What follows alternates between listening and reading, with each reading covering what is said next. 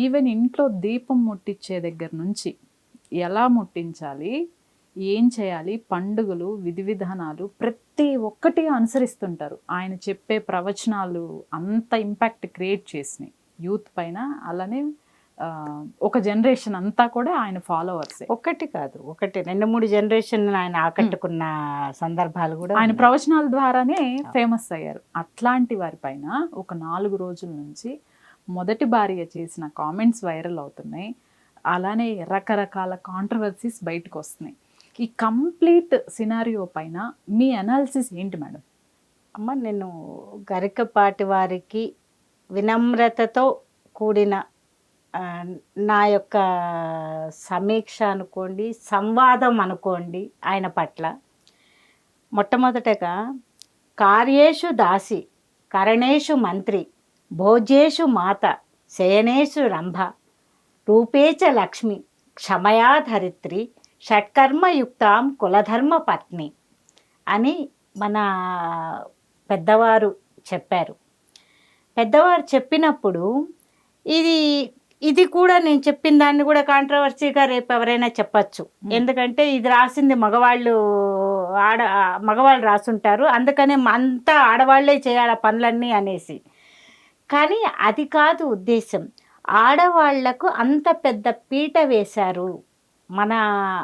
అంటే మనలో ఉండే ప్రతి అంగాంగం కానీ,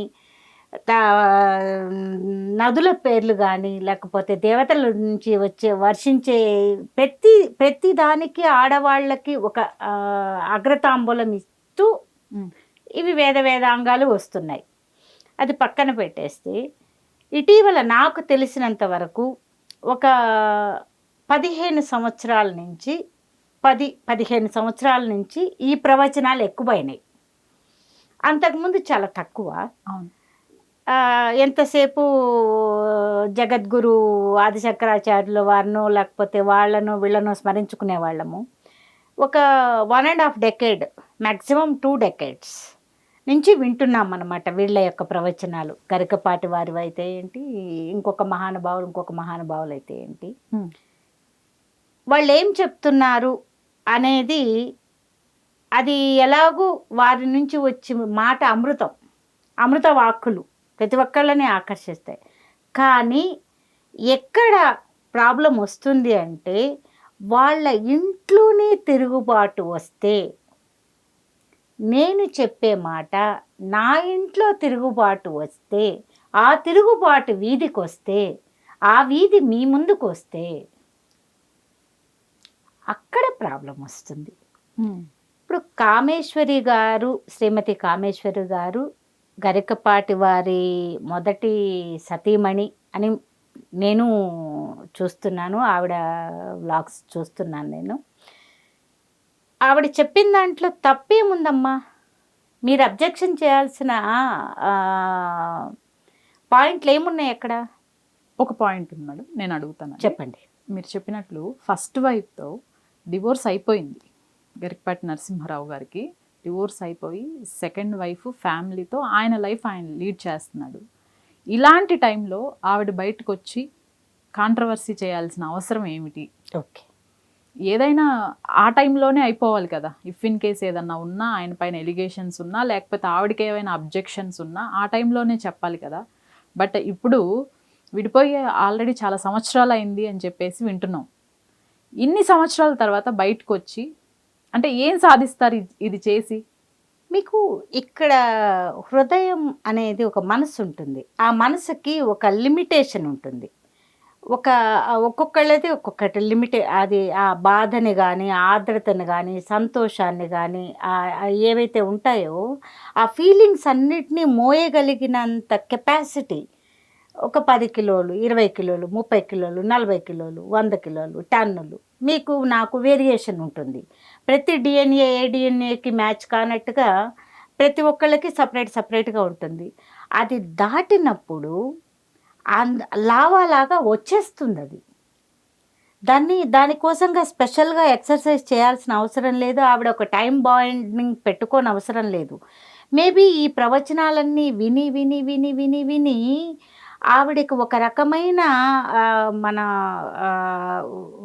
దాన్ని ఏమంటారంటే మనసులో నుంచి అరే మనం చూసిన మన ఇంట్లో 4 గోడల మధ్య చూసిన మన సహచరుడు జీవిత భాగస్వామి ఇలాంటి మాటలు మాట్లాడుతుంటే బయట సమాజానికి నిజం తెలియాల్సిన అవసరం లేదా?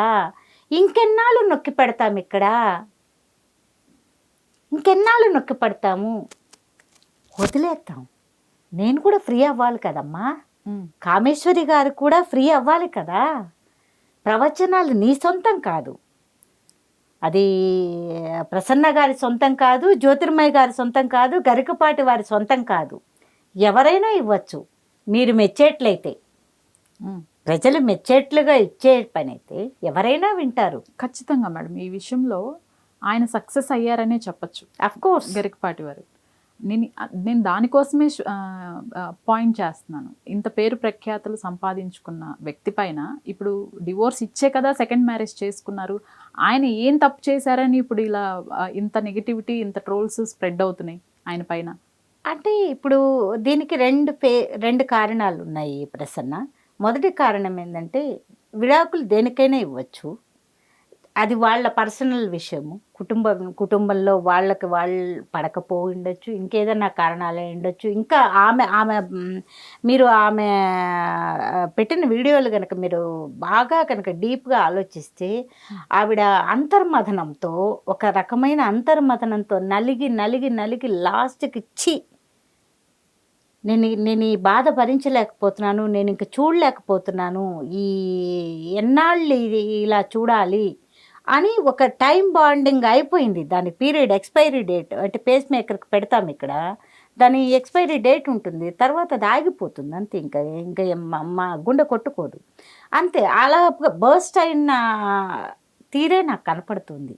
ఏ ఆడపిల్ల అయినమ్మా కోటి ఆశలతో వస్తుంది, తనకు తెలియని ప్రపంచంలోకి, తను పెరిగిన ప్రపంచం వేరు, తను అడుగు పెట్టబోయే ప్రపంచం వేరు, తను పెరిగిన మనుషులు వాతావరణం వేరు, తను అడుగు పెట్టబోయే మనుషులు వాతావరణం వేరు. ఇంట్లో తల్లిదండ్రులు శుద్ధులు చెప్తారు, అత్తమామలు చెప్తారు, మా అన్నదమ్ములు చెప్తారు, చెల్లెళ్ళు చెప్తారు, అక్కలు చెప్తారు, మేనత్తలు చెప్తారు, మేనమామలు చెప్తారు. కోటి ఆశలతో అక్కడ మనం పుస్తకాలు చదువుతాము, సినిమాలు చూస్తాము. ఆ సినిమాల్లో చూసి ఇట్లా ఉంటారు, అట్లా ఉంటాడు, 6 అడుగులు ఉంటాడా అని అనుకుంటాము. ఇంకా ఎన్నో ఊహించుకుంటాము. అవన్నీ అది person to person those feelings are very very very very very special. I can't compare with my feelings with your feelings. So my feelings are mine అంతే. ఒక్కసారి నేను అడుగు పెట్టిన తర్వాత ఒక్కొక్క రోజుకి నేను చూస్తున్న ప్రపంచం ఇదా, నేను ఏమనుకొని వచ్చాను, నేను ఆయన రాసిన నవల్లో అలా రాయలేదే, ఆయన సుకుమార్ గారు తీసిన సినిమాలో ఇలా చూపించలేదే, లేకపోతే త్రివిక్రమ్ గారు చెప్పిన డైలాగ్ ఇలా లేదే, లేకపోతే ఇద్దనపూడి గారో, లేకపోతే ఇంకొక ఎండమూరి వారో, లేకపోతే ఇంకొక కొమ్మనాపల్లి గణపతిరావు గారో ఆ నవల్లో ఇలా లేదే. ఆడదాని గురించి, ఆడవాళ్ళ యొక్క గౌరవం గురించి, ఆడవాళ్ళ పట్ల వాళ్ళకుండే ఫీలింగ్స్ గురించి పుస్తకాల్లోనేనా, నిజ జీవితంలో ఇలా కనిపించటం లేదే అని వెక్కిపడుతున్న వేదనలు ఎంతమందివో. సో అది ఒక వెర్షన్. ఓకే, రెండో వెర్షన్ మీరన్నట్టుగా రెండో వెర్షన్ తీసుకుంటే ఇప్పుడే ఎందుకు వచ్చారు బయటకి అని మీరు అడిగారు. ఇప్పుడే ఎందుకు వచ్చారు అంటే మీరు ఆ రోజు వచ్చుంటే బాగుండేదా, మీకు కంఫర్ట్గా ఉండేదా? అంటే ఆ మరుసటి రోజే వచ్చుంటే కంఫర్ట్గా ఉండేదా? ఒకటి మేడం, ఇన్సిడెంట్ జరిగిన వెంటనే కొంత ఉంటుంది లోపల. ఓకే, బట్ కాలం గడిచే కొద్దీ ఆ ఇన్సిడెంట్కి తాలూకు జ్ఞాపకాలు కానివ్వండి, ఆ బాధ కానివ్వండి ఖచ్చితంగా తగ్గుతూ వస్తుంది. పర్సంటేజ్ అయితే ఎక్కువ ఉండదు అప్పుడు. అవును, అప్పుడు వెంటనే వచ్చే రియాక్షన్ ఒకలా ఉంటుంది. ఒక టైమ్ ఆఫ్ పీరియడ్ తర్వాత వచ్చే రియాక్షన్ దానిపైన డౌట్ పడాల్సి వస్తుంది. ఓకే, అంటే అది జెన్యూన్ రియాక్షనా, లేకపోతే ఇప్పుడు ఏమన్నా మళ్ళీ మొత్తం అంతా ఏదన్నా ప్రిపరేషన్తో కూడిన రియాక్షనా అనేది డౌట్. నేను మీకు అంటే దీంట్లో నిజాల గురించి మనము వీ కెనాట్ జడ్జ్. సో వాళ్ళిద్దరికీ తెలుస్తుంది ఏం జరిగింది. వాళ్ళిద్దరికి మాత్రమే తెలుస్తుంది. ఆ చుట్టుపక్కల కొంతమంది మాత్రం వెరీ రేర్ పర్సన్స్కి మాత్రమే తెలుస్తుంది. బట్ ఇందులో మీరు అడిగిన దాంట్లో మనం మన ఇంటి దగ్గర చూస్తున్నాము. ఈ పక్కన ఈరోజు అంత చెత్త కుప్ప చూసాము. బై నెగ్లిజెంట్, మళ్ళీ కళ్ళు కనపడకు, లేకపోతే కొంచెమే కదా అనేసి వెళ్ళిపోతాం. రేపటికి చూసేసరికి ఇంత ఉంటుంది, 2 రోజుల తర్వాత ఇంత అవుతుంది, 3 రోజుల తర్వాత ఇంత అవుతుంది, 4 రోజుల తర్వాత అరే ఇంత చెత్త ఉంది ఎవ్వరూ పట్టించుకోరు ఏంట్రా అని చెప్పి జిహెచ్ఎంసీకి ఫోన్ చేస్తాం, లేదా మన వాళ్ళకి ఫోన్ చేస్తాం. అంటే మొదటి రోజే రియాక్ట్ కావచ్చు కదా, అక్కడతో తీరిపోతుంది కదా అన్నది మీ వాదన. కానీ ఇక్కడ 4 రోజుల పాటు భరించగలిగాను, 5వ రోజు భరించలేకపోయాను, నాకై నేను ఇనిషియేటివ్ తీసుకున్నాను. ఇది నా సమాధానం. మీకు నచ్చితే స్వీకరించండి, నచ్చకపోతే వదిలేయండి. అంటే ప్రతి మనిషి గుండె గదిలోనూ కొంత వేదన ఉంటుంది, అది దాచిపెట్టుకుంటాం. అంటే మ్యాక్సిమం ప్రతిదీ బయట వేసుకోలేం కదమ్మా, ప్రతిదీ బయట వేసుకోలేము. వెంటనే గొడవ జరిగిన వెంటనే బయటకు పోయి ఒక్కొక్కళ్ళ మనస్తత్వం ఒక్కోలా ఉంటుంది. మీ మనస్తత్వం ఏంటి అంటే ఇప్పుడు జరిగింది గొడవ, ఇప్పుడే మనం క్లారిఫై చేసుకుందాము, తర్వాత బాయ్ బాయ్ అలాయ్ బలాయ్ అనేసుకుందాము అనే మనస్తత్వం మీది అయి ఉండొచ్చు.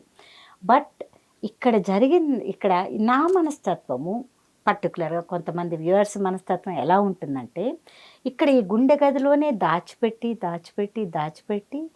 ఇంకా అంటే మనం దాచిపెట్టడం అనేది అవతలి వాళ్ళ మన బలహీనతగా అవతలి వాళ్ళు ఎప్పుడైతే భావిస్తారు అని మనం భావించినప్పుడు, అంటే నా యొక్క ఆ కామేశ్వరి గారి యొక్క హృదయ వేదన ఏదైతే ఉందో అది చాలా ఎక్కువైపోయి, ఇంకా కామేశ్వరి ఏం బయట పెడుతుందిలే, అయిపోయింది, నోరు మూసుకున్న అన్నాళ్ళు నోరు మూసుకున్నారు, అయిపోయారు. ఇప్పుడు మాట్లాడడానికి ఏముంది, ఇన్నాళ్ళ తర్వాత ఎందుకు వచ్చి మాట్లాడతారు, మాట్లాడే ధైర్యం లేదు. ఆ టైం పీరియడ్ ఉంటుంది చూడండి, అక్కడ కరెక్ట్గా ఆమె బద్దలు కొట్టాలనుకునింది. ఆ హృదయాన్ని బద్దలు కొట్టుకొని వచ్చి, అంటే ఇక్కడ జరుగుతున్న ఇది నాటకం అనుకోండి, లేదా ఆయన యొక్క సదుద్దేశము, సత్ప్రవర్తనో, లేకపోతే ఆయన బాధల్లో నుంచి బాధితుడిగా వచ్చిన పరివర్తన అయి ఉండొచ్చు, ఆయన జనాల్లో ఒక జనబాహుళ్యం ఉన్న వ్యక్తి అయి ఉండొచ్చు కాక, కానీ గురవిందక గింజ నలు పెరగనట్లు ఆయనలో మనం మనుషులమమ్మ. మీరు విద్యావేత్తలైనా, మీరెంత ప్రవచనకారులైనా, నేనెంత కౌన్సిలర్ అయినా, నేను మనిషిని, నాకు తప్పులు ఉంటాయి. పాజిటివ్ అంటే నాలోనూ మెరిట్స్ డిమెరిట్స్ ఉంటాయి, మీలోనూ డిమెరిట్స్ మెరిట్స్ ఉంటాయి. అన్నీ ఎంతెందుకమ్మా, అన్ని వేళ్ళు సమానంగా ఉంటే తినగలవా మీరు? తినలేరు, పని చేయలేము మనం. ఒక్కొక్క వేలు, ఈ వేలుకి ఎంత పెట్టాలో అంతే పెట్టాడు భగవంతుడు.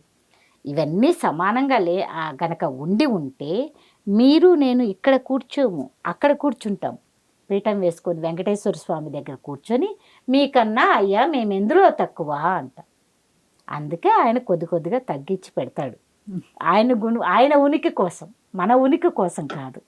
ఇక్కడ కమింగ్ టు ది పాయింట్, ఇక్కడ సో ఈ టైంలో ఇన్నాళ్ళు ఆమె భరించింది. మేబీ ఒక 9 నెలల నుంచో స్టార్ట్ చేయడం మొదలుపెట్టింది అనుకుంటాను, బట్ నాకు అంతగా తెలియదు.